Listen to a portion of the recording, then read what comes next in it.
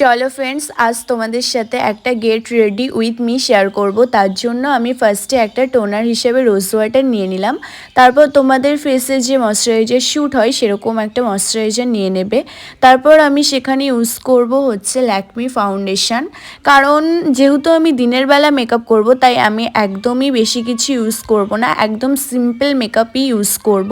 নাহলে দিনের বেলা বুঝতেই পারছো এই রোদ্দুরে মেকআপ কালো হয়ে যায়।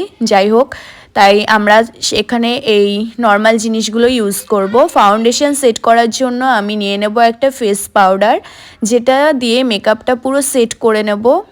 তারপর আমি আইশ্যাডো হিসাবে একটা লিপস্টিক ইউজ করব। তোমরা চাইলে এটা করতে পারো, কারণ এটা খুব ভালো।